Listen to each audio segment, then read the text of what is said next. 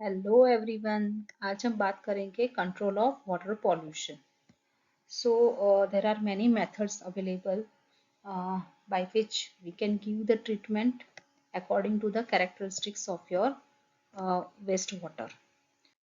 So these are some of the measures to control water pollution. So wastewater treatments can be given. There are two types of wastewater. One is industrial and second is domestic wastewater. So basically industrial effluent, it is very difficult to generalize which kind of treatments to be given because it depends upon the types of industries, and based on the characteristics the treatment should be given. But if you want to if you are having some excessive amount of acid or alkalis, the treatment can be given is called as neutralization. Means अगर acid ज़्यादा है तो उसको alkali से neutralise करो। अगर alkalis या alkaline condition ज़्यादा है, पीएच बहुत ही ज़्यादा हाई है 9 10 11 एंड लाइक दैट, तो it should be neutralize with acid, so that is called as neutralization. अगर कॉलोइडल पार्टिकल्स प्रेजेंट है in your wastewater, then three treatments are generally applied, that is called as coagulation, flocculation and sedimentation. Basically these are the particles which are producing turbidity in water. So if we are adding some coagulant like alum, फटकड़ी जिसको गुजराती में बोलते हैं, so it will allow the these particles to come together and that process is called as coagulation. जब ये particle नजदीक आएगा और वो सब इकट्ठा होगा, so it will make a bigger size particle. तो पहले ये पार्टिकल्स नजदीक आएंगे, उसके बाद वो बड़ा बड़ा साइज का पार्टिकल बनेगा जिसे बोलते हैं flock. So this process is called as flocculation. और ये जो बड़ा साइज का पार्टिकल है वो थ्रू ग्रेविटी सेटल हो जाएगा and that is called as sedimentation और सेटलिंग.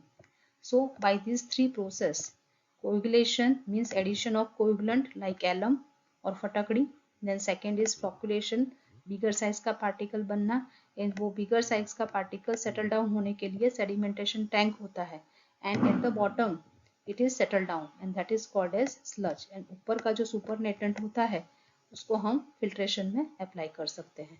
तो कॉलोइडल पार्टिकल को रिमूव करने के लिए कोएगुलेशन, फ्लॉक्यूलेशन, सेडिमेंटेशन अप्लाई कर सकते हैं.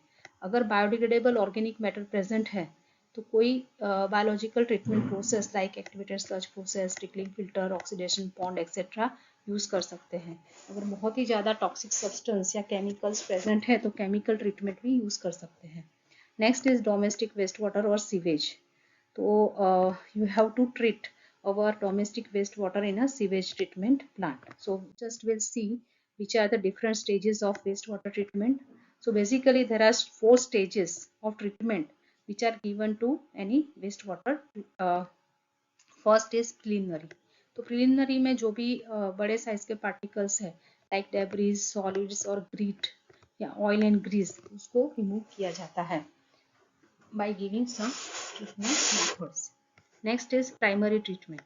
प्राइमरी ट्रीटमेंट में जो भी सेटलेबल, मतलब जो सेटल हो जाए, ऐसे जो सस्पेंडेड सॉलिड होते हैं जिसका साइज थोड़ा ज़्यादा है, जो थ्रू ग्रेविटी सेटल डाउन हो सकते हैं, तो उसको प्राइमरी सेडिमेंटेशन टैंक में सेटल डाउन किया जाता है. Next is secondary. Secondary means generally biological treatment. तो उसमें with the help of bacteria organic matter को रिमूव किया जाता है. As you know that organic matter को जो बैक्टीरिया होते हैं वो फूड की तरह खाते हैं. So this bacteria they are utilized to decompose the organic matter and that is called as biological treatment, क्योंकि we are using biological agencies or the bacteria for the removal of organic matter. So secondary treatment normally biological treatment होती है. And last is tertiary और advance treatment. अगर आपको reuse या recycling करना है waste water को, so you have to give some tertiary treatment method. Now here one typical sewage treatment plant का पूरा फ्लो डायग्राम दिया गया है. So here this sewage that is waste water is coming. So first is preliminary treatment, coarse screening. मतलब यहाँ पे ऐसे bars लगे होते हैं जिसमें लार्ज प्रोटीन इम्प्योरिटीज, डेब्रिज वगैरह यहाँ पे रह जाएंगे. उसके बाद फाइन स्क्रीनिंग, मतलब उससे छोटे साइज के पार्टिकल, उसको हम यहाँ पे इकट्ठा हो जाएंगे and that can be clean and that is called as screening. तो उसका हम डिस्पोजल कर सकते हैं. उसके बाद ग्रीट रिमूवल. ग्रीट मतलब इनऑर्गेनिक पार्टिकल का removal. Sand and gravel that are remove in this grit chamber. Then mixing chamber, यहाँ पे हम कोएगुलेशन ऐड कर सकते हैं। जब कोएगुलेशन ऐड हुआ उसके बाद फ्लॉक्यूलेशन अप्लाई करके जो भी फ्लॉक बनता है उसको क्लैरिफायर में सेटल डाउन कर सकते हैं। और उसके बाद जो भी उसका नीचे जो सेटल होता है उसको स्लज बोलते हैं। उस स्लज को डी वाटर करके, मतलब ड्राई करने के बाद वो डी वाटर स्लज को स्लज ट्रांसपोर्ट व्हीकल में ट्रांसफर करके एज ए फर्टिलाइजर भी यूज कर सकते हैं। जो भी सुपरनेटेंट या जो भी ऊपर से जो पानी आता है उसको हम यूवी डिसइंफेक्शन या तो क्लोरिनेशन मीन्स डिसइंफेक्शन करके इस ट्रीटेड वाटर को हमारा जो भी क्राइटेरिया है उसके हिसाब से उसको ट्रीट करके accordingly we can discharge in nearby water bodies. So this is some of the some typical sewage treatment plant that is shown in this particular figure.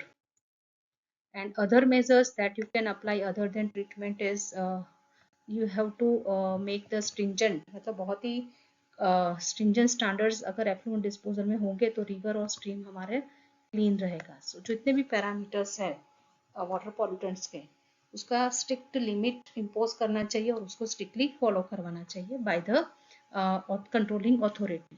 Like in India, we are having CPCB, Central Pollution Control Board, and in Gujarat, we are having GPCB.